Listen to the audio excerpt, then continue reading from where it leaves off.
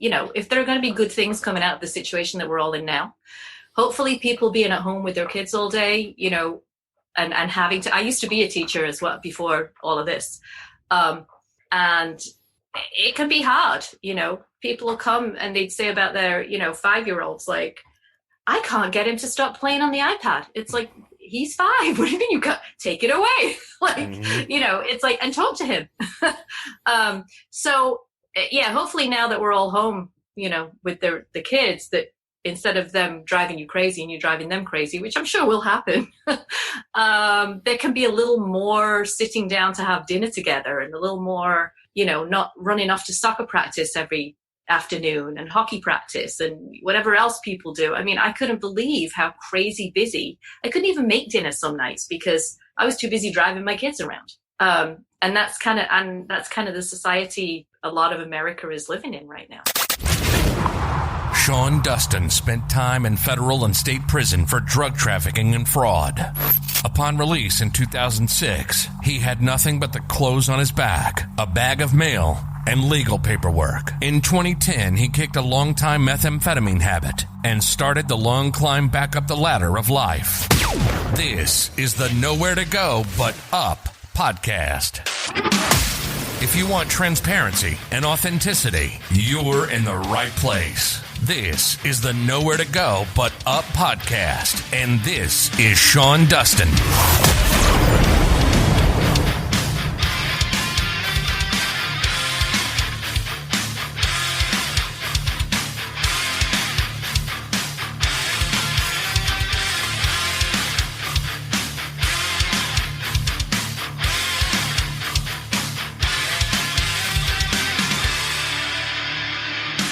What's up, everybody? Thanks for stopping by the show. I'm the host, Sean Dustin. If this is your first time listening, welcome. If you're returning, welcome back. It's good to have you with us. A couple of announcements here. Indie Pods United. That is a podcast summit that is coming up that I am one of the founders of and very involved in producing and bringing this virtual podcast convention to podcast lovers. People out there that love podcasts, you have a podcast, you produce a podcast, anything that has to do with podcasting, this is where you're going to want to be. It is November 29th through December 1st. You can sign your show up. We are currently accepting applications to have your show on or in the convention. There's going to be podcasts, music, games, workshops, speakers, networking, and community. Like I said, this will be November 29th through December 3rd. If you want to sign your show up, go to indiepodsunited.com and just sign up, go into the podcast button and fill out the Google form, and that's it. And we'll get back to you. So if that's what you like, that's happening. Go over to indiepodsunited.com for all the information for this event. It's going to be great. It's a 5-day deal, probably 12 hours a day. So lots to do. We're having a lot of speakers and workshops, and then just other shows. So if it's something you want to do, shoot over. As always, if you want to help support the show, go down to the show notes. Go to the Linktree link. It is linktr.ee/nowhere to go but up. And that's all the ways to connect to the show, all the ways to support the show. Right now is a tough time. I understand that financially. A lot of people, we don't have, or don't have your job, or, just what we've come out of or are currently trying to get out of is, it's not happened very quickly. So if you can't afford to support the show monetarily, if you do nothing else, just hit that subscribe button. If you want to take it a little bit further, then go ahead and give me a review, 5-star review, whatever you think it is. Review the podcast. That's a good way for me to get feedback on you, the listeners, and what you're getting out of what I'm doing, if you are. So that's another way that you can help support the show. You're going to start seeing a lot more episodes start dropping. Like I said, I've got over 50 that need to go out. So I got some people helping me out now. So we should be getting through these. Like I said, I want to get through all of them. That way I can just release once a week and get on a schedule. That way you can know, when you can, expect an episode to drop. Right now, it's just as I finish them, I'm letting them go. So that will change. That hopefully will change. Today, I'm talking with Fiona Eckersley. She's a confidence coach, an author, and a divorce recovery expert. She works with women in their 40s who struggle with challenges of divorce and fears to move on with their lives. She uses her own experience and studies to help these women get on the other side, and she has a second book coming out soon. Her first book was Fear to Fabulous, Unlock Your Power, Move On, and Thrive After Midlife Divorce. This is a really good conversation. I enjoyed talking to Fiona. A lot of this has to do with, failed relationships, abusive relationships, toxic relationships, divorce, and, self-awareness and, divorce recovery, basically. So let's get to the show.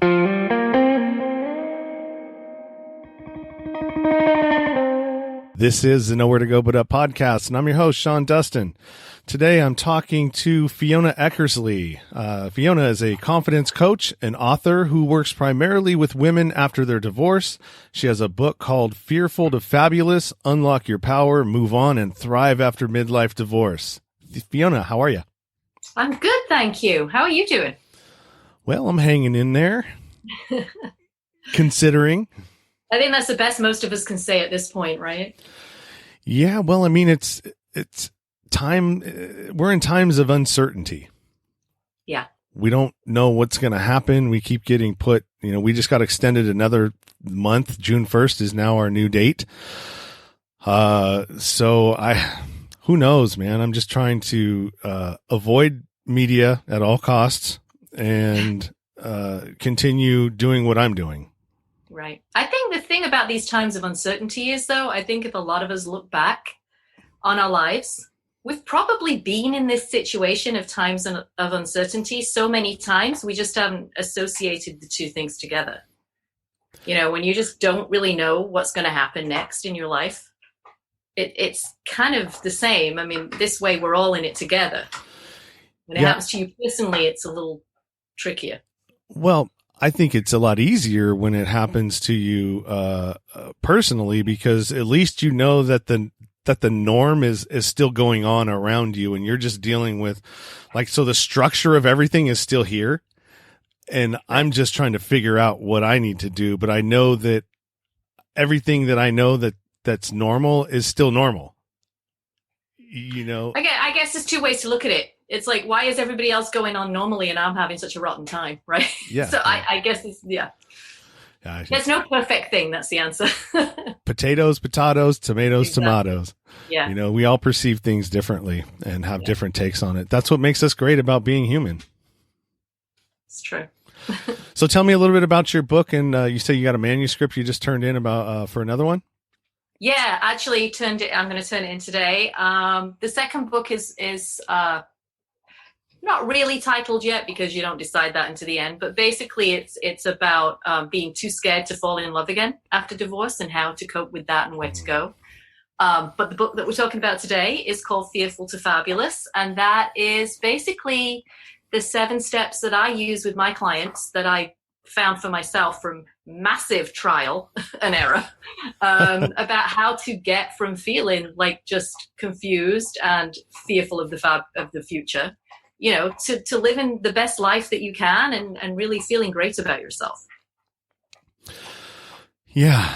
Divorce. I am horrible with relationships. I have 5 failed ones. And I am currently... Whoa. They're not failures. They're learning experiences. Well, you can... it sounds better when I say I've got 5 failed relationships, because it paints the picture like, oh God, this guy is horrible.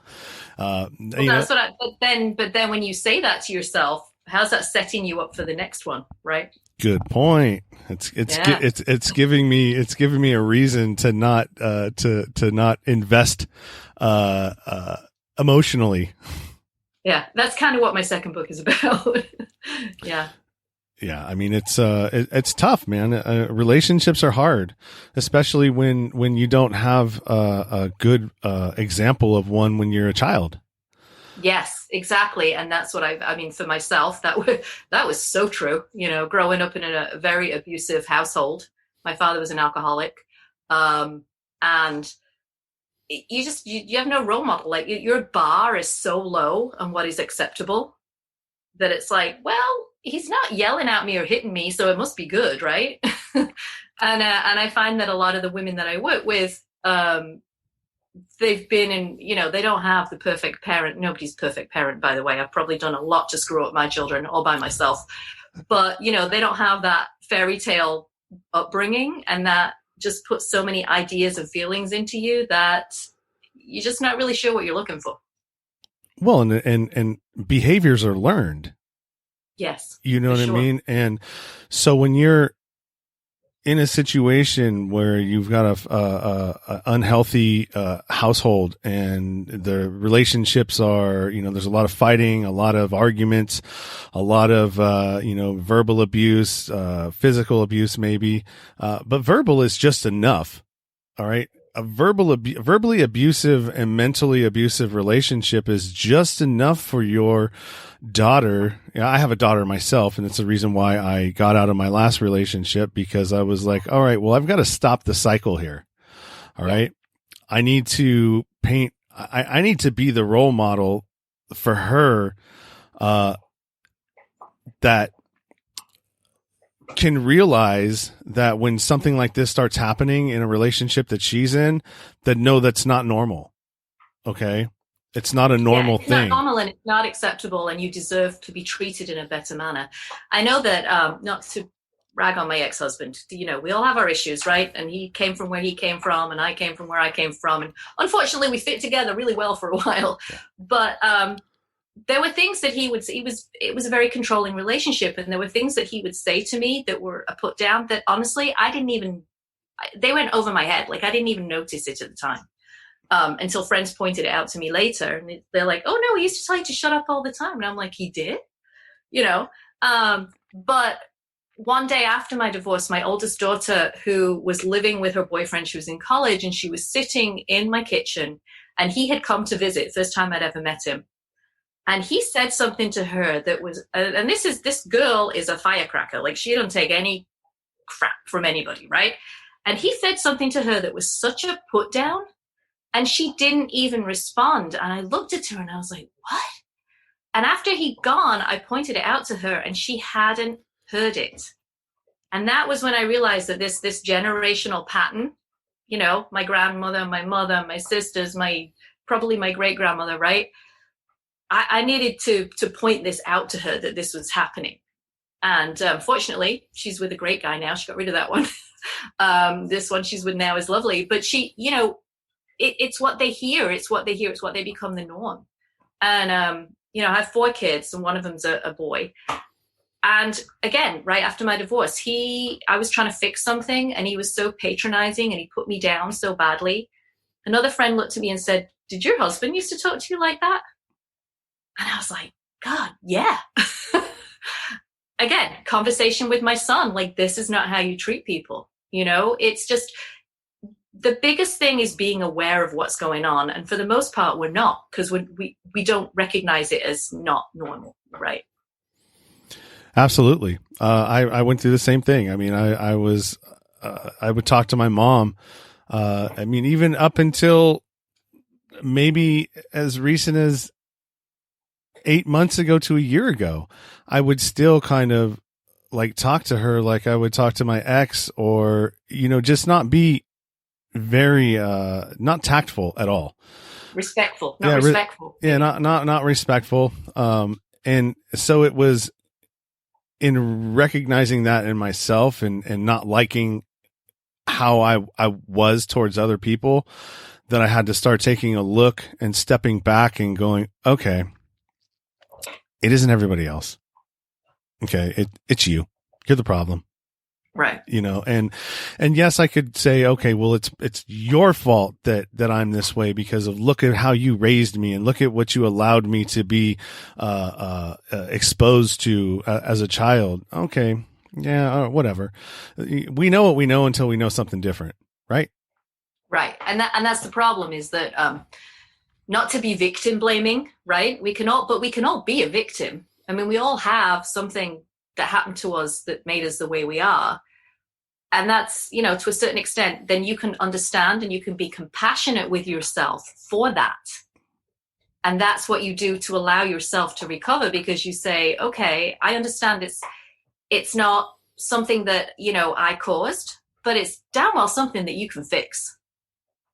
Yeah. You can keep blaming other people forever, but that's easy. It's not going to solve your problems. It's not going to help your own relationships. It's not going to change the way that you live your life. Yeah, and I think a big part of that is that once you realize that you're either on the receiving end or on the giving end, you're the one doing it or you're the one receiving it.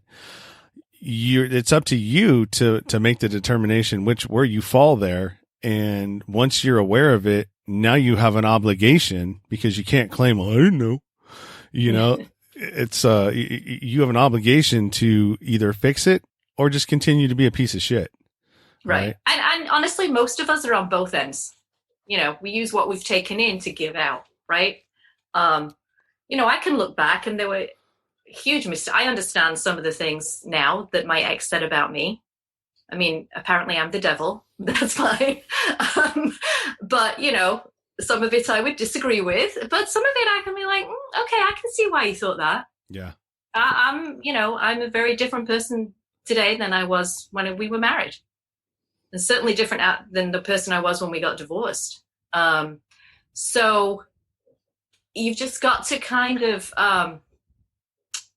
we're all coming from different places, and the communication has to happen.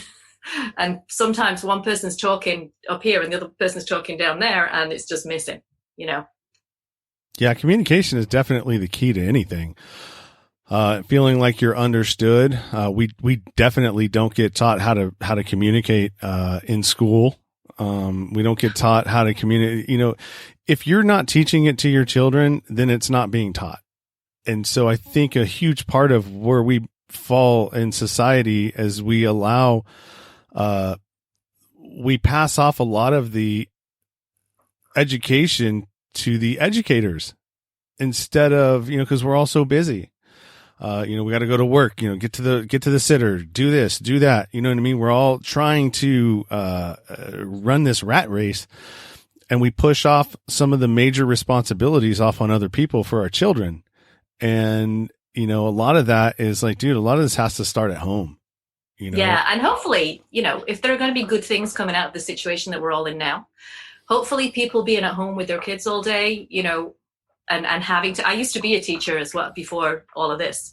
And it can be hard, people will come and they'd say about their, 5-year-olds, like, I can't get him to stop playing on the iPad. It's like, he's 5. What do you mean you can't take it away?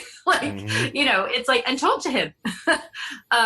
So yeah, hopefully now that we're all home, with the kids, that instead of them driving you crazy and you driving them crazy, which I'm sure will happen, there can be a little more sitting down to have dinner together, and a little more, not running off to soccer practice every afternoon and hockey practice and whatever else people do. I mean, I couldn't believe how crazy busy. I couldn't even make dinner some nights because I was too busy driving my kids around. And that's kind of the society a lot of America is living in right now. And I think a lot of that's by design. If you have a population that's so busy that they can't pay attention to anything, a lot of things can happen that you're not aware of. And then pretty soon you go to do something, and you're like, when did that pass? Or how, you know what I mean? How did we end up here where we all are? I don't know. Where are you from? Originally? Or where I'm you, English. Where you, I know you're English, but I mean, where are you living now? I live in Connecticut. Okay. So everything started from that side of the world and made its way to this side of the world. Yeah. Right? Yeah. So think about how, gun rights and all that other stuff, they don't have that over there anymore. They're trying to do that here now. So you can see, we're not going to go there. That's a whole different podcast. Yes. I need to contain myself, man. So this is me practicing, not going where I want to go. But yes, let's stick to divorce and stuff like that. It's tough. It is tough. Relationships are hard. We have a lot of dysfunctionality, and that just comes into picking your person. A lot of people just I fall into this when you mistake lust for love, or maybe Where's that? You know what I mean? You mistake lust for love. Yeah, there's that. And there's the patterns that we fall into. I mean, there's that old adage, like, you marry one of your parents. The thing is, it's true. It's true. You marry you have a relationship with what you know. Even if that situation turns out to be incredibly uncomfortable. Like growing up, my household was chaotic. I mean, there was just drama nonstop. It was, I could talk for hours on it, but I'm not going to. But what it did for me was, I thought I was this person who was like, no, I'm drama free. I'm not dealing with that. But what I did was, I would always have not just relationships, but like friends who were like, I said that I always like interesting people. No, these were like crazy people who just had horrible dramas going on in their life. And it was my way of being around it without sort of saying that I'm that type of person, So toxic relationships. And then as far as romantic relationships, they always turned out to be these controlling, I'm supposed to be this big, strong woman, right? Yet I always end up with guys who like told me what to do. and I would like stupidly follow along. Like, what? And it's a pattern that you get into because that's your comfort zone. Mm-hmm. And breaking out of that pattern, because until you fix that, you're never going to have a relationship that's going to come out the way you want it. You might end up with a 50-year marriage. My grandparents were married for 64 years. But did he cheat on her multiple times? Oh, yeah. Right? So it's not, my parents were married till my mother died. I think it was like, I don't know, 40-something years. Should she have left him before I was even born? Probably. Yeah. It's like we get stuck in these relationships, and it's just easier to keep repeating that pattern over and over again than it is to like break out and try something new. It's like we have that little lizard brain back there, or the monkey brain, whatever people call it. And the whole thing about that is it's sort of telling you like, well, this is what you did yesterday, and you didn't die, so that must be a good thing, right? You try something new, who knows what's going to happen, right? Maybe your head will explode, who knows, right? So that's what we do. We just keep doing the same thing over and over again and thinking it's going to be different this time, and it isn't. Yeah, what I tell people sometimes, I'm like, especially women, when they keep falling for the same kind of guy, right? I'm like, all right, well, you're tired of, choosing the guy that, doesn't want to settle down, can't, like a guy like me. All right. And so it's like, all right, well, I've told you that, I'm not available emotionally. I'm pretty busy. I'm trying to achieve a bunch of goals, but I want to have fun still. And, if you're down with that, that's cool. And so I've had this one, I'm like, all right, well, you need to train a guy and tell them exactly what you will put up with and what you won't put up with. All right. And most of those guys that are just not going to commit to you, when you show that you have that you're not going to be a pushover and that you stand your ground, most guys like me will just move on to lower hanging fruit. Right. But the problem is that a lot of these women think that if they can just, and hello, I was one, right?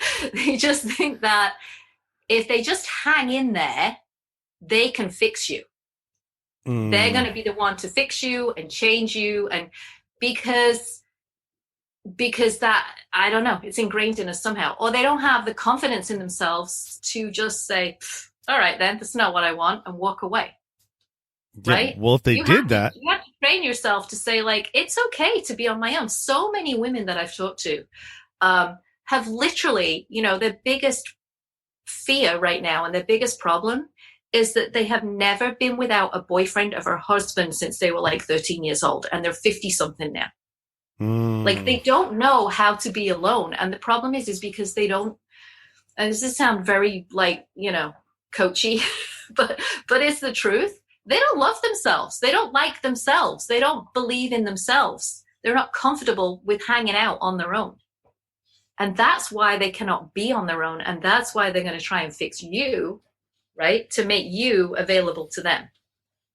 Yeah. And what happens is they try to change the person they are to fit in with, this is on my second book, to fit in with what you want, rather than say, you are not what I want, I'm walking away. Does that make sense? Yeah. Well, I mean, it all comes down to doing your research in the beginning before you even get involved and build emotions for this person, or even get to the point where, because this happens a lot too, is that the sex ends up being good. The oxytocin starts kicking in the women, and they start, that chemical reaction starts happening in their body, and they're like, oh my God, well, maybe this could be the one. And if you're not, if you're, I mean, this is gonna work against me, because I need you to be the other way. So I can keep getting laid. But I mean, it's really, you have to know exactly what you have to come in with intention. Right. And if you that's actually, again, this is exactly because of all this experience I've had with these women. This is why I wrote this second book. And that's the second chapter, I think, or second step. It's like, you have to know what your intentions are. Mm-hmm. Like, if you just want to go out there and have fun, I have no problem with that. I had a great time after my divorce, and I was not interested in meeting anybody else.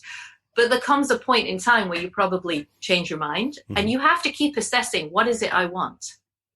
And if you don't really know what your expectations are, you're going to get hurt a lot. Now, if you're and in this day and age, where do we meet men? Mostly at my, 50s, 40s, 50s and up. You meet them online, and it's very clearly stated there what somebody wants. And if some person says, I just want a casual friend, and you want to get married, then don't even go there.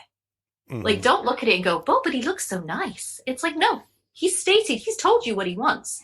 The problem is, and I'm sure this happens the other way. I don't want to put women in the position of being the only ones who mess up. But it's like, we're so focused on what we think we can change in people and what we want, that we ignore stuff. We make excuses for people's bad behavior.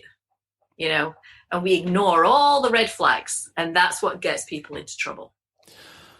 So on the flip side of that, the intention is clearly stated in an online dating app. But so as somebody who online dates, the workaround for that is that when a guy puts on there, I'm just into it for casual, whatever, right?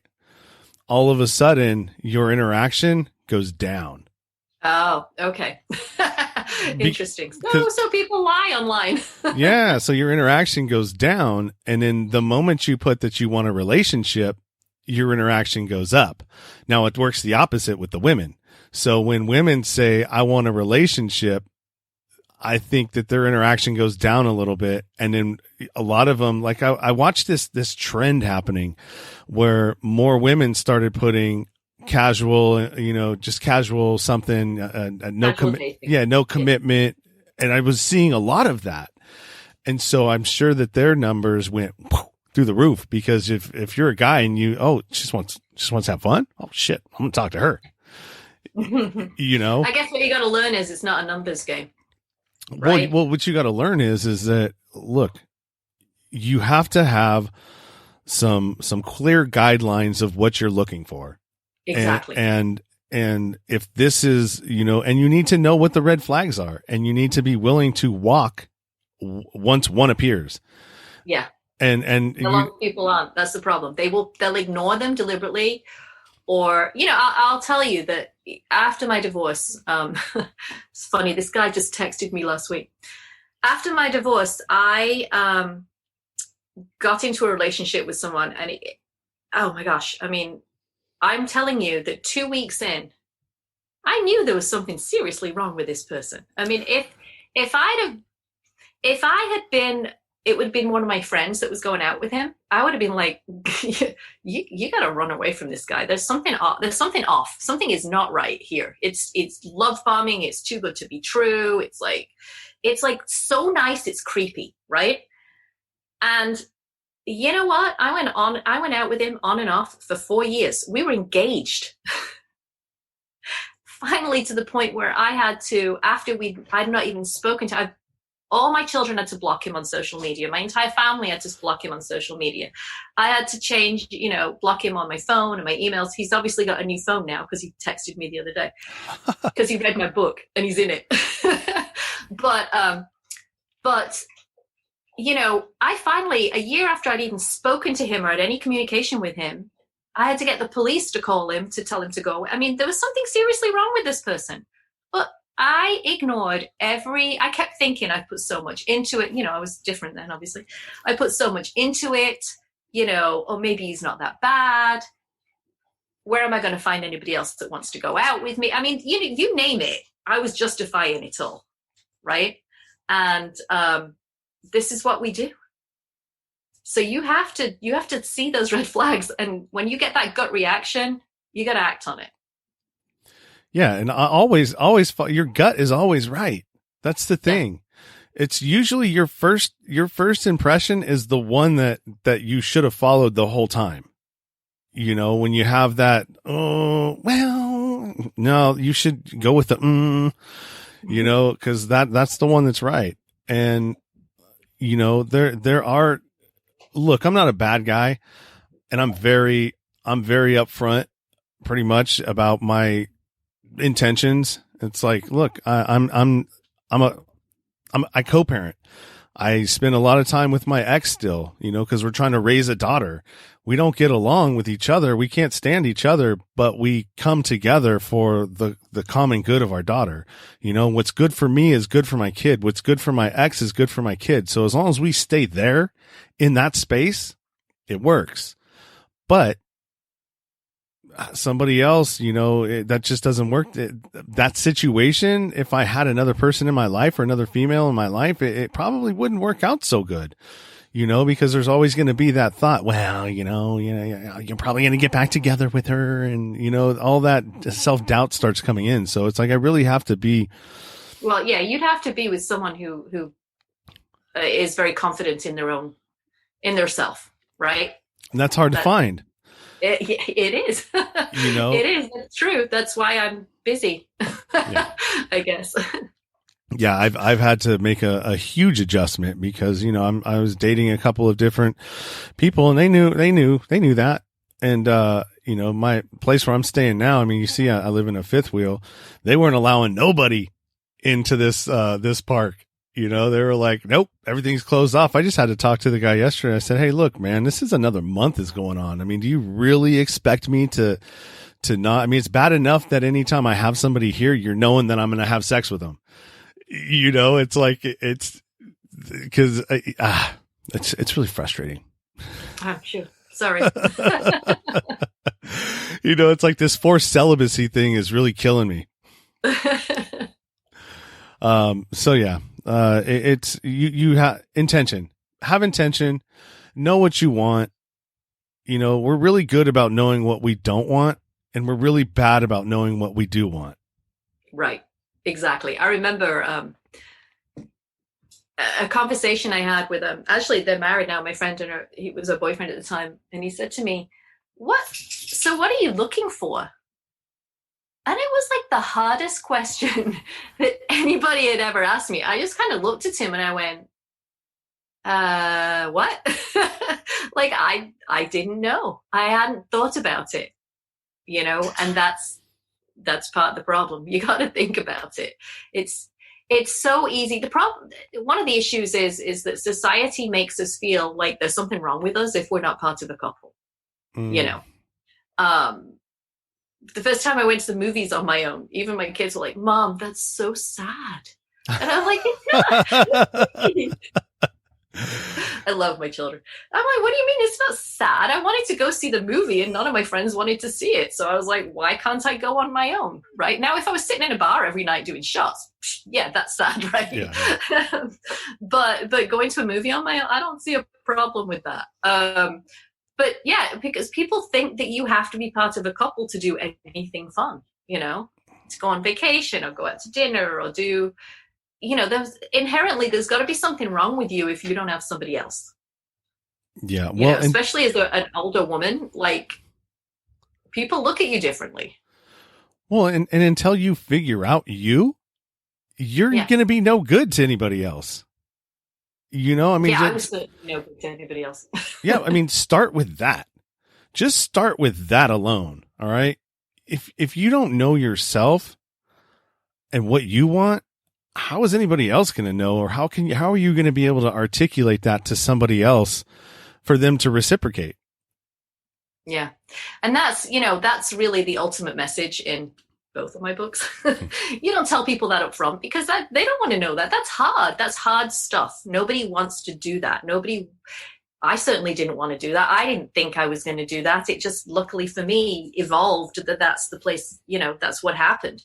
But it's hard to do on your own, like, because you don't know why you're behaving the way you're behaving or you're feeling the way you're feeling unless you have somebody to help you through that hard part and hold you accountable to doing that work. You know, it's probably not going to happen. Do you know what I mean? It's like, or it will happen, but it'll take a really long time and there'll be a lot of painful stuff on the way. Yeah. I listened to your podcast before. I know your history. It's like, you know, that's speaking of which, one of the things that's in the book, Fearful to Fabulous, is the bad habits that we develop in order to make ourselves feel better and feel better about ourselves. You know, ranging from anything to like shopping too much, right? Which you can't, if you can't afford it. And then you feel rotten about yourself because you're angry with yourself. So I'll go and buy another shirt, right? To doing alcohol, drugs, whatever it does to make you feel better. But in the long run, all that does is just screw up your life more and make you hate yourself more. Yeah, it's like a downward spiral. You're just prolonging the inevitable. Yeah. You know, or never. Yeah. You know, you're just putting it off to the back. I'll deal with that later. You know, let me go max out this credit card because it feels good. And I'm amazing. Look how good I look. And all of this new stuff that I have that I can't share with anybody because nobody can stand to be around me. Yeah. Until you wake up the next day and then you're like, oh my God, what did I do? You know, and then you feel even worse. And then it's never ending. Yeah. So you got to break those patterns. So give me, I mean, you know, coaching, I think that's why coaching is so popular now. Like everybody's a damn coach. It's true. That's very true. I think I was doing it before it was so trendy, I have to say, but. Well, I mean, look at it. You know, you can, you go on Instagram, you've got these millennials now and some of these other people. I mean, nothing against them, but you've got people that don't have really any experience in being a life coach or life at all. I'm a coach now. I'm a coach. I'm a coach. I'm a coach this. Yeah. I'm a coach that. I'm going to tell you how to live your best life. And well, I just started living mine. Yeah, it's true. And I have to say, I mean, when I first started, I actually took a coaching course. It was a health coaching course and it was a 6-month course. And I did everything diligently. And I did, you know, I was very good about all that. But I have to tell you, my dog could probably have passed that course because nobody was checking up on you. Like I got my little certificate that says I'm a I have my little certificate that says, you know, I'm a certified coach. But honestly, that in the greater realm of everything I know and I'm helping people with, that actually didn't help me at all. That didn't inform me to help people. You know, and I get a lot of, when I go to networking meetings and things, I get a lot of questions. I'd say what I do. It's mostly men there, to be honest. And they say like, oh, are you a licensed psychologist? And I go, no. And they're like, well, what qualifies you for what you do? And I'm like, you know what? My life qualifies me for what I do. Mm-hmm. If you've got 3 or 4 hours, I'll tell you about it, right? But it's just, it is when somebody basically, I'll tell you, you know, I have a free call. I offer a free 45-minute call for people to talk to me before we start to work together to see if we're a good fit, whatever. And a lot of the women, when I get to the end of the call, they'll say to me, and honestly, I'm not making this up, they'll say to me, I've been in therapy like on and off for years. But talking to you, because you've been through this and you know how I feel and you understand how to get to the other side, that it's even this talk has been so helpful to me. You know, and I'm not putting psychologists down in any way. I mean, they're highly educated. They've done a lot of work, and a lot of them have also been through their own stuff, right? But it's like talking to someone who knows exactly how you feel in that moment and understanding how you can get through it. That's what you need from a coach. You don't want somebody who's just decided like, oh, I'm going to teach you how to do business leadership.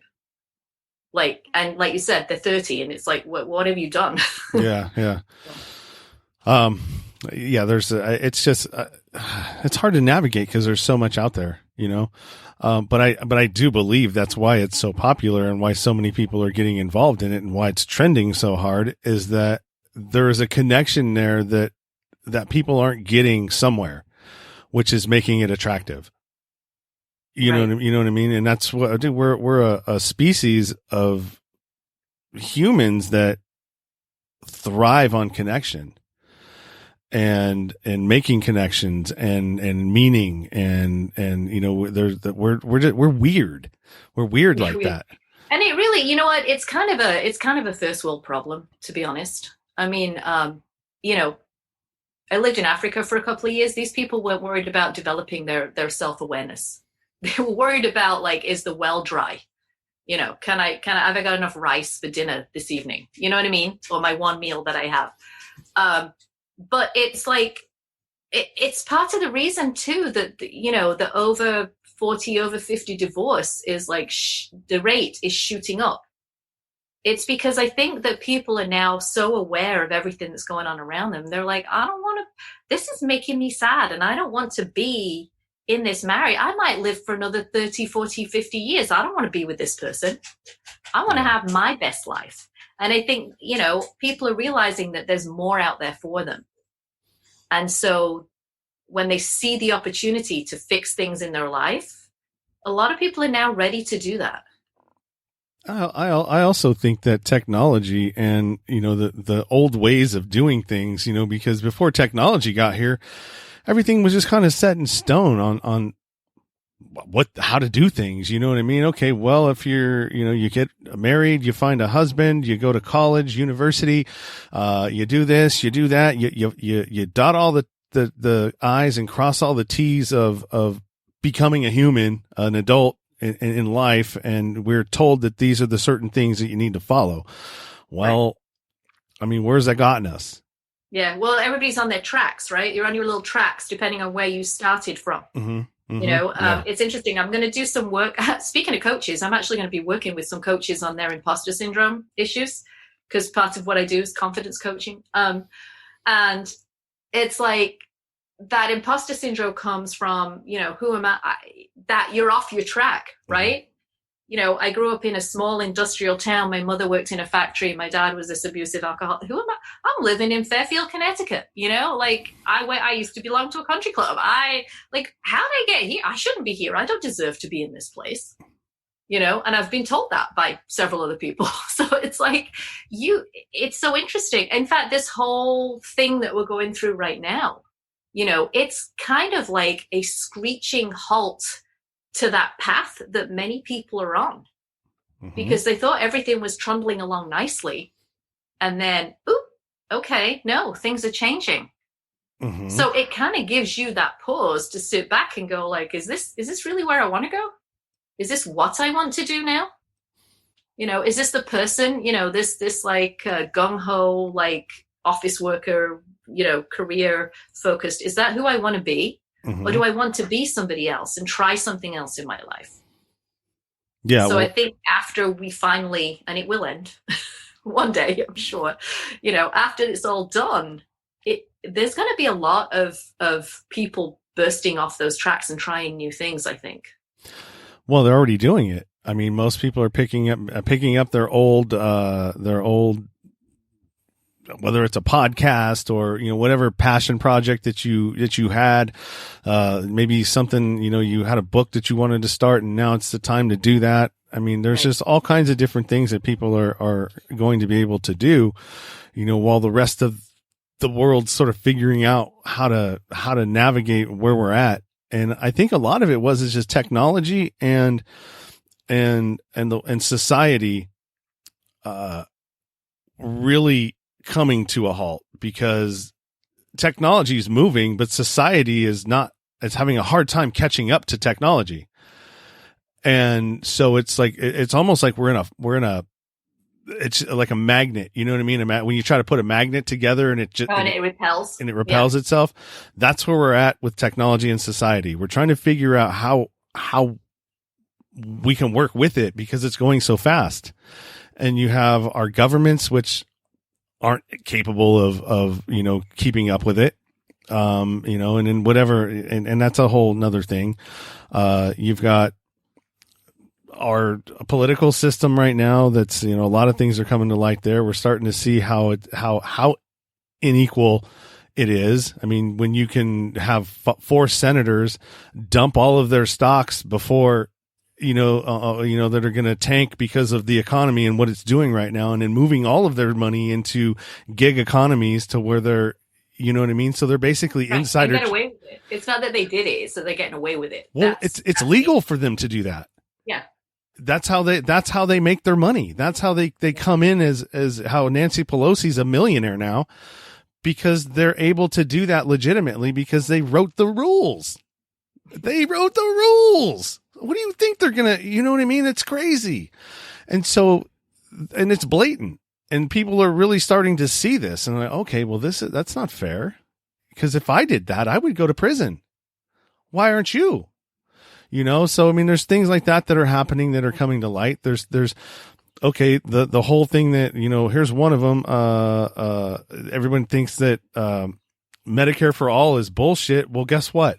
How many people that aren't working right now and ain't paying into their medical, whether it's employer covered, have no medical now? No, I know, and coming from England, I am the NHS is Americans always quote to me, oh well, you have to wait for operations. It's not as good healthcare. Yeah, it is as good healthcare. I have a friend who was bankrupted because he had cancer, stage 4 cancer. I had an accident last July. I just got a bill this week for $3,000. I'm like, I don't know, I'm going to pay. Like, really? Would you like me to pay that right now in the midst of all this? And I have healthcare, which I pay, and I have to sign up for this ridiculously expensive monthly thing, and I still have a $6,000 a year deductible. It's like, but if I didn't have it, thank God, I broke my back, I was in hospital for 4 days. I had to, what if I hadn't have had any healthcare? It would have been even more disastrous. Like, I can't even imagine. So, I don't know why Americans think that it's such an outlandish idea, because every other country with a decent government, a democratic government, basically has Medicare. Well, it's because the population listens to these dipshit politicians that are telling them this, all right, or listening to an opposition that is actually probably put there by the insurance people that are benefiting from this. You know what I mean? Right. It's these corporations that run our government, not the politicians, not the people. It's the people that give these guys the money for the elections, the re-elections, in any sector that you want to say. So either healthcare sector, you've got the military industrial complex sector, you've got all these other sectors. And in all these sectors, there's the big players. All right. Big pharma, oil, what you name it.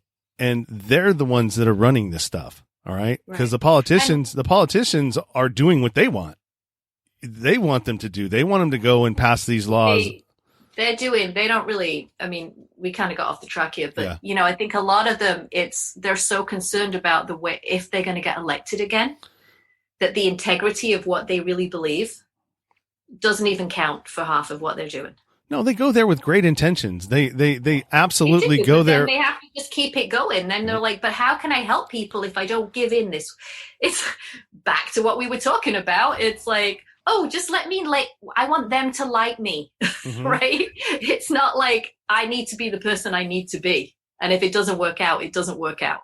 So it's the same principle. It's like, I couldn't possibly do my job effectively and stay in government if I don't give in to this one little thing. But then it just creeps up and up and up. And then they're, Yeah, I mean, it's just, they're in the swamp, I guess. It's a perpetual cycle of things not working. And it just goes around and around and around. And it's its own abusive cycle. You know what I mean? That you need to get somebody in there to that wants to make a change. And unfortunately, there's, all the people in this country that have wanted to make a change or got a following or a movement behind them ended up getting assassinated. So go figure. Yeah, we can talk about guns next, but no. Yeah. I mean, it's just, you can call me crazy. You can say that, oh, well, you're a conspiracy guy. And I'm like, no, I just watch the patterns. Just everything has patterns in our society, in our lives. And we're really good at recognizing them as humans. That's one thing that we're good at. We can recognize patterns in behavior and patterns in situations. And just go back and look. All you got to do, just go back and look and see, what it is. Don't take my word for it. Do your own research, which most people don't because we're all fucking lazy. I would concur with that. Yeah. It takes a lot of work to find the truth in something. Now, I mean, Jesus Christ, you have to be an investigative journalist and then maybe you might come up with one little kernel of truth, and that's it. Because everything's buried with information, misinformation, disinformation. I mean, I think it depends where you're coming from too. We all have that confirmation bias. It's like, I talk actually about this a lot in my practice. It's like, it applies to everything, politics included. If you believe in something and somebody tells you completely the opposite, you will find evidence to prove yourself right. And you don't see the evidence to see yourself, oh, maybe that's not right. Maybe there is a different side to this. It's what we do as human beings. It's easier to look for that confirmation than, decide that maybe things could change a little bit. Perfect example. I witnessed this the other day. I was over at my ex's. I was watching my kids. So she works from home. I'm not working. We have a toddler. And so it's almost impossible for her to get any work done with my daughter there and nobody occupying her. And I'm like, well, I'm not going to pay for a babysitter because I'm not working. So I'll help you out. I'll come over there and I'll watch her. And she's of the mind where, oh, this Corona thing is just really getting into, it's really bothering me. I can't go to baseball games. I can't do just like superficial shit. You know what I mean? Right. And there are some of her friends, like our babysitter for one doesn't, she's a little bit older and she doesn't feel that way. And so she was talking to somebody, I overheard her and she said, yeah, I can't talk to her because, she just doesn't feel the same way that I do. So I just don't talk to her about that anymore. So I just go over to somebody who agrees with me and I just talk to them about it. And right. I'm like, okay, you don't learn anything that way. Yeah. I'm like, all right. So you're staying in your pool of people that agree with you. And then that's it. And then, so anytime somebody tries to challenge you with something that may be truth, you like, I don't want to talk to them. No, I don't want to deal with them. I mean, I'll deal with you on other stuff, but I need to keep my opinions and how I feel safe. And so I'm only going to have people that feel the same way around me. And I'm a lot of people do that. I may even be guilty of it myself a little bit, but it's good to branch out there every now and then and talk to people who have different views from you and not in a combative way. And not that the problem is when we do talk to those people, all we do is we try to persuade them of our point of view instead of just saying, this is what I believe and listening to what they believe and going, that's interesting. we try and persuade people, and when they don't come over to our side, then we get resentful and angry, and end up, that's where all the abuse comes from. And well, that also plays a part. That also plays a part in this. So if this is how she is, right? I'm really good at owning my shit. All right. If I wronged you in some way and I know I did, I'll feel bad about it. And at some point I will probably come and apologize to you and say, hey, that probably wasn't cool of me to do to you. And I apologize. That's not what my intention was. I didn't want to make you feel bad about something, but I know that I did, and I'm sorry. She's not like that. Like, and I don't know if this is like women in general, but just like her in specific, she's not like that. She rarely ever admits that she's wrong. And I think a lot of that has to do with the fact that that's when she's hanging out in her group of people that agree with her, when she's telling the story of us and what our problems were, all she's getting is people that are agreeing with her. So she doesn't see anything wrong with her behavior.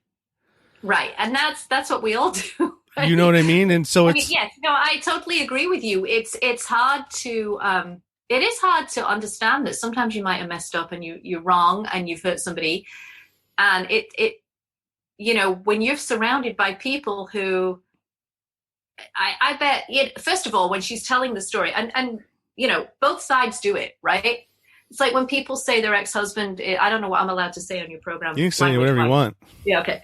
Like, oh, all ex-husbands are assholes and all ex-wives are bitches, right? It's true, because from your point of view, that's the truth, right? I am the devil to my ex-husband. Mm-hmm. But to my friends, he is complete pure evil, right? None of those things are true in actual fact. We're both like human beings who were doing our best and screwed up in several major ways, and the thing is, when I was telling my friends from my point of view what happened, of course they're going to agree with me, right? And when he tells his story, I've heard some of the things he said about me, and I was like, how could you really? Like, that's outrageous. But he said it because he believed it. He wasn't trying to deliberately, make me appear worse than I was. He really believed the things that he was saying. So unless you can break out of that mindset and have the ability to look at 2 points of view, you're not going to be able to change that story ever. And you're never going to get an apology from somebody who is unable to see that they did something wrong. I mean, on an extreme level, the president, for example, is like so far into his narcissistic beliefs about himself. Like, everything that comes out of his mouth, he believes is true when he says it. Mm-hmm. He's also like a master marketer. Like, if I could market the way he marks it, I'd be a millionaire by now. I'd be a multimillionaire. Like, he is playing to his audience at all times. And what he's saying, he like owns everything. He believes everything he says when it comes out of his mouth. Well, I think the appeal that a lot of people have to him is that he's the guy that we all want to be at some level. You know what I mean? Well, not at some level. We want to be able to say the things that he says. You know what I mean, to people. And get away with it. And not care that I hurt somebody's feelings. And that's the thing. He doesn't care. Like, he doesn't, because he doesn't know. It's not even that he doesn't care. He doesn't. Whatever's going on with him doesn't have the capacity to understand that he's hurting other people. Well, and I think that this is the problem with the politicians that we have and the people that we put up in these positions, is that they're so far removed from what the average American struggles with. Like, how is a millionaire or a billionaire going to understand the problems that I'm having as a parent? You know what I mean? Because you're not dealing with that. You're already a millionaire. You're who's taking care of your children? Not you. The nanny is. You're employing all these people to do all of the things that we all have to do. So not Right. only, you know what I mean? And so I think that going forward, the people that we put in these positions are the people that have actually helped build the country and helped defend the country. Right. And I think that, not to put all millionaires down, I actually know some nice ones, but, people like, and I'm not endorsing him in any way, but somebody like Bloomberg, or I can't remember his name, the guy with all the stocks, they actually started off really in a very, poor. They were poor. They grew up and they got themselves to where they are today. So at least they kind of understand where people are coming from. It gives them more of an understanding. Sort of, but I mean, I guess they're a bit far removed from it now. So that's your point. Sort of, but they have their friends that. So the thing when you have that kind of money, all right, all of your friends have that kind of money. So when you get into a situation where you can move markets and make decisions that will benefit all of them because they have all the money, that's what crony capitalism is. So that wall that Trump was building on the border, the wall, Mexico's going to pay for it. No, Mexico's not going to pay for it. The United States is going to pay for it. And all of your friends that you owe for helping you get to where you go are going to be the ones that get the contracts to build that damn wall. Yeah, I think that's actually what happened. It's what always happens. Yeah. It's what always happens. And so by putting somebody who's a millionaire into a position where you have the ability to have no bid contracts that you award to your friends that help put you where you are, that's not in the best interest of the American people, of the taxpayers. It's not. And so if you have people in there, like, I thought Tulsi Gabbard would have been the absolute amazing person to be a president because you've defended the country. You did 2 tours in Iraq.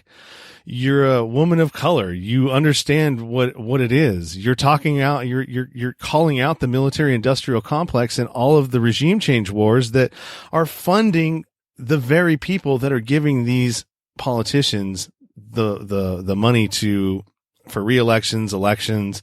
They spend 85% of their time trying to get re-elected once they get elected. Right. They have to start the next day, right? Yeah. I think that part of the problem is, my oldest daughter, well, probably all the kids, they were huge Bernie fans, right? And I said, believe me, if he could get elected, I would totally think he was the best person because all the social programs that he wanted to, again, as an English person, I thought that was great.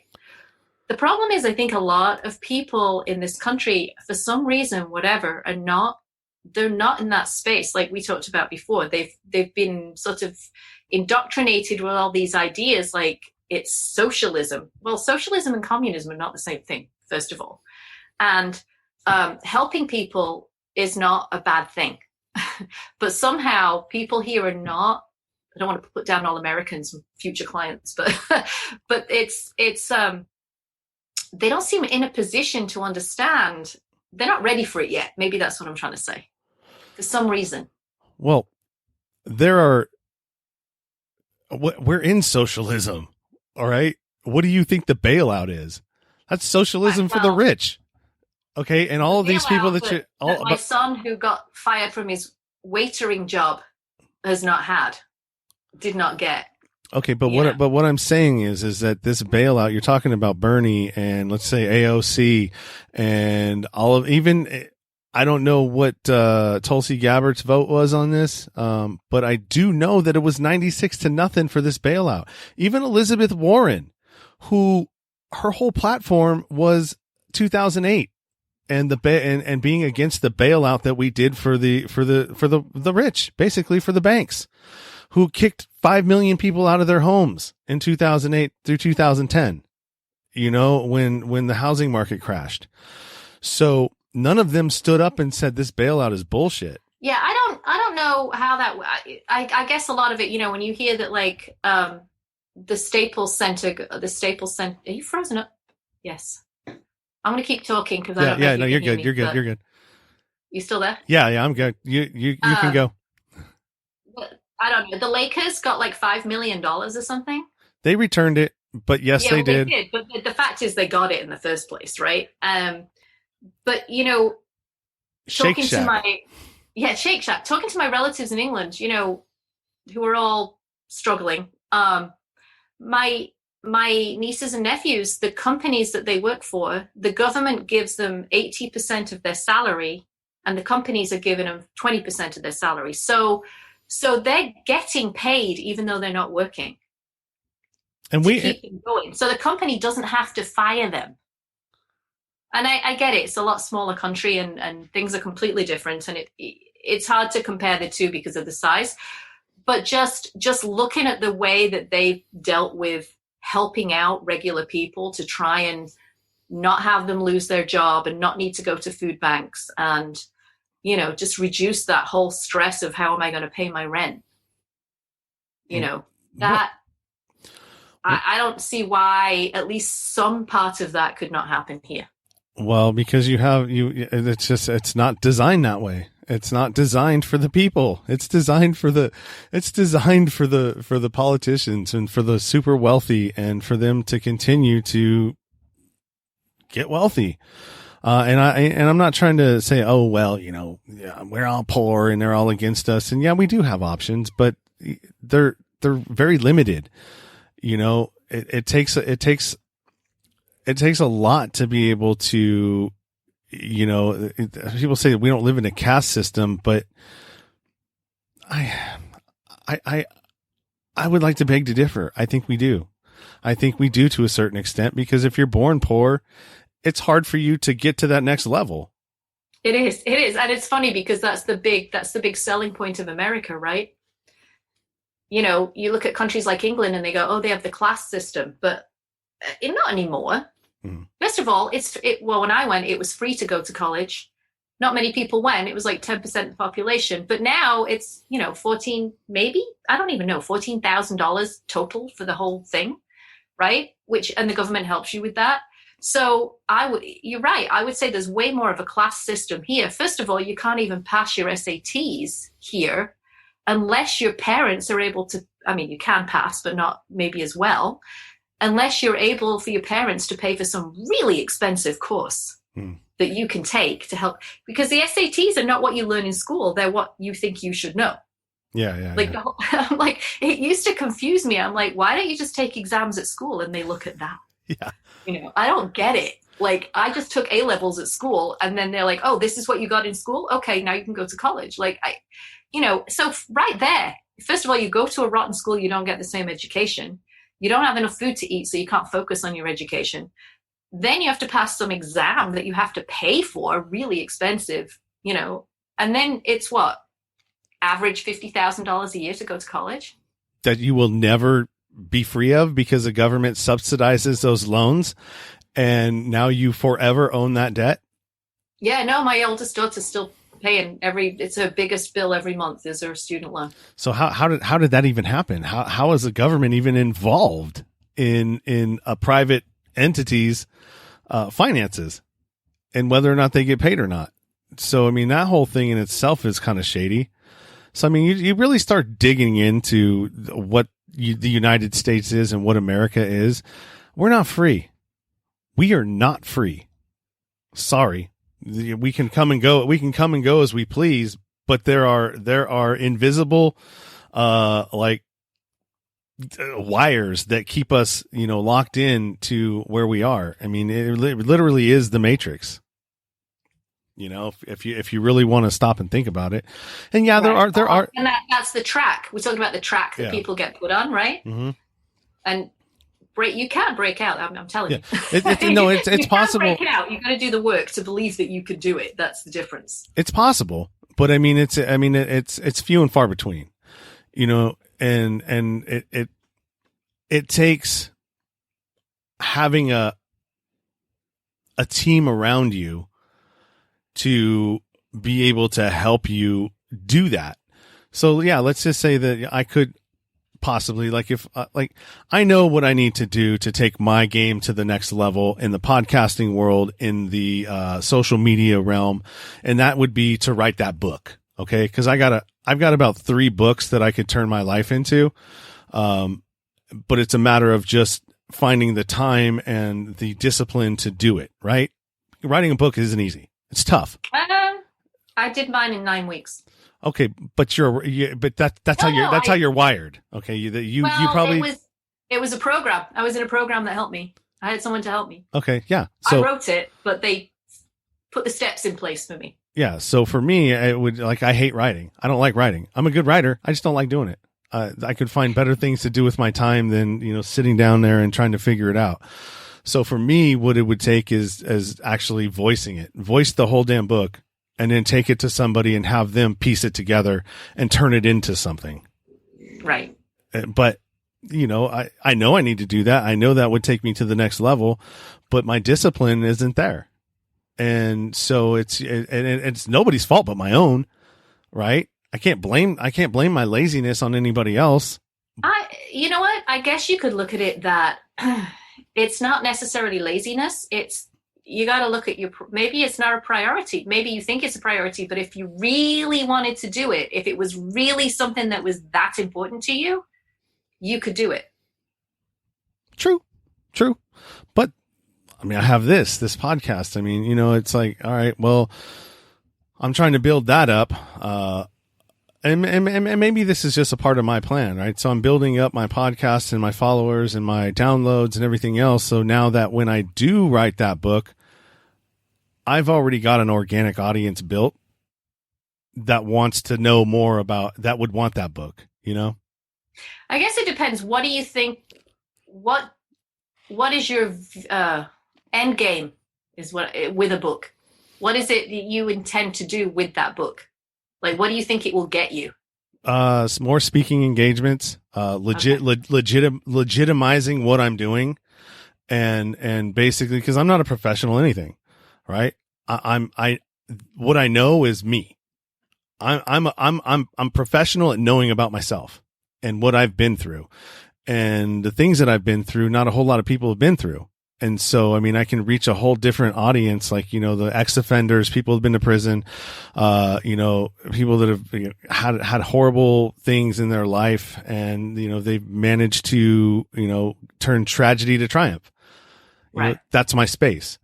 And so it would just be legitimizing me and giving something somebody can actually read and that you're not going to get in a 1-hour podcast. Or a 2-hour podcast, because my story has got so many different parts in it. I told somebody the other day, I said, look, man, my life would make Shameless look funny. I heard the podcast.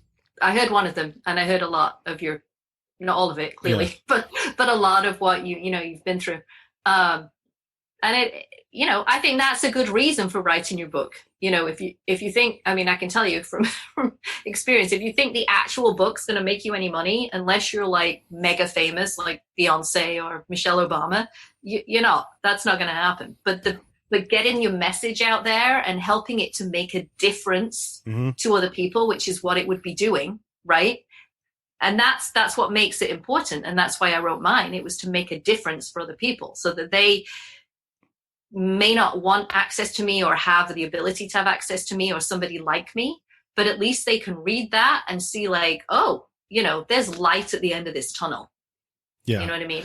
But, and then that also gives you like, cause with that comes the PR for that book. Cause you usually have to do that yourself. That puts you in front of another audience and gives you the experience to get in front of people and talk to people. And so, I mean, it's all a part of that whole industry that turns into speaking engagements, which turn into all of these other things. People now want you because they've read your story or they've heard your story, or there's a buzz about you now that you didn't have before you wrote that book. And now it just gives you more opportunities to get in front of people and get your message out there. And at some point, it's time for you to do it. Yeah. Right. Sure. Instead of watching TV tonight, just sit down and start talking into a recorder. Just talk for like 2 hours and see what you get. Well, I'm going to have to, my free days right now are, Fridays and Thursdays. And so today you are number 2 of 9 that I have scheduled. Oh my goodness. Of these. Okay. And tomorrow I got 6 more scheduled. So, I mean, I'm really good at doing this. This is the fun part. You know, this is the fun. Yeah, I love doing these, actually. I love doing podcasts. It's the editing and all the other stuff. I wouldn't be as good at putting it together. I like to be the guest. I don't know if I'd want to run my own. Yeah. So yeah, that's where it lies. So, I mean, I'm having fun doing it. I'll figure it out. I'll get tired. Well, either my listeners will get tired of me talking about writing a book and like get on my ass and go like, hey, where's that book? You keep talking about it. Did you start it? Accountability. Exactly. Or just finding that team of people that I can have around me, all these great podcasts are, why they're great. And, they have a bunch of people that are working on them. You've got producers, you've got, other people that are in the background. Joe Rogan, he's got Jamie who does all the stuff, on the background and all he has to do is show up. Yeah, but you know what? I think a lot of people who want to listen to what you're saying, that's the problem. We all have this perfection imposter syndrome thing, which is what I'm teaching these other coaches about. The truth is, the people are tuning into you because they want to hear what you're saying.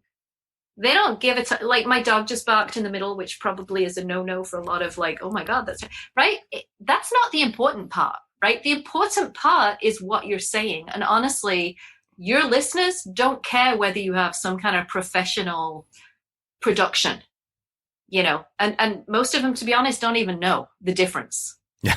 Right? Yeah. They're like, oh, this guy's talking and I'm listening. Right. And it makes you more accessible. It makes you more relatable. And, it gets you, whatever gets your message across is the most important thing. So I wouldn't stress about the fact that yours isn't, produced by some fancy whatever. That's not important. It's what you're saying that's important, and that's what gets you the people listening. You could have the most amazing setup ever. If you're talking a load of crap, nobody's going to listen to you. Yeah, I was talking more about like help. You know what I mean? On the back end of this, you know what I mean? Because it's like, okay, well, yeah, I've got 17 scheduled in the next 2 days, and to add to the 30 that I've got waiting to be edited, and it's like, well, damn. I mean, it's I don't know. It's fun. I'm having fun with it. If you do them live, you won't have to edit them. It'll just go out and you'll be done. Yeah, you know what? That's true. I mean, I might start looking into that as well, because it would be a whole lot better but I mean, in the time that I have, I mean, it's like, I don't know. Definitely. Yeah, that's something to think about. Definitely. Well, we're at 1:11. Oh my gosh. All right. Time flies when you're having fun, huh? Good conversation. We got to point a little bit, but it was, from my point of view, I don't know what people listening think, but I thought it was really interesting. Well, that's the great thing about getting to know somebody. Yeah. Because that's really what we were doing. I'm getting to know you, a little bit about you, your story. You've obviously came in knowing some about me, so there didn't have to be a whole lot of that, and we just kind of go where it goes. And sorry if anybody, if I triggered anybody out there, that deals with, when you hear Trump, you freak out. It doesn't even matter. They're not listening to you anyway. Don't worry about it. Yeah. But that's the thing. You can't worry. Those people are not your people. So it's okay. Because your people will always find you. And if they're not your people, they're not, who cares? Yeah. Well, Fiona said, fuck off. So I'm going to go with her. Yeah. Fuck off. I'm not quite sure it said that quite like that. I guess that was my point. Yeah. Just kidding. It's good fun, man. It's all in fun. It's all in getting to know people. You're getting your message out there. People are getting my message, and we're just having a good time, man. So I appreciate you coming on. Go ahead and plug anything that you want, your places, your spaces, your social media, your book, where it can be found. All this stuff is going to be available on the show notes as well. So have at it. All right. Thank you very much. You gonna plug anything? Oh, do it now? Sorry, I wasn't sure. Yeah, you can do it now, and then it'll also be available in the show notes. Right. Oh, sorry about that. I was confused. Okay, so if you would like a free copy download of the book, you can go to fearfultofabulousbook.com and you can get a free PDF copy. I'm actually doing a virtual book signing. That's going to be on my Facebook page. My website is findfabulouswithfiona.com. You can see tons of videos, other podcasts, get all the information about how to contact me. Everything is on there, essentially. So findfabulouswithfiona.com. Awesome. And then for you, send me an email with everything you want to appear in the show notes, your links and all that stuff, as well as a picture for the promotional art that I will send back to you. And you can put that on your social media channels and advertise it when this is going to come out. Awesome. Thank you. You're welcome. And have a good day. What is it? Where are we? Thursday? Almost the weekend. Although it feels like every day is a weekend day right now. But yeah, I appreciate you coming on, Fiona. And yeah, have a good one, man. Good luck to you. It was great talk. Good luck with your rest of your crazy day. Thank you. Bye. You've been listening to the Nowhere to Go But Up podcast. Sean is a single dad, a union blue-collar guy, and he spent time in federal and state prison for drug trafficking and fraud. When he was released from prison in 2006, all he had was the clothes on his back, a bag of mail, and some paperwork. Since then, he's turned his life around and shares the struggles and successes on this podcast. We hope you enjoyed the show, and we hope you were moved. To connect to the show, book a guest spot. For merch, Patreon, PayPal, and social media links, go to linktr.ee/nowhere to go but up. On Instagram at Nowhere to Go But Up Now. On Twitter at But Up Now. On the YouTube channel at Nowhere to Go But Up Podcast. See you next time.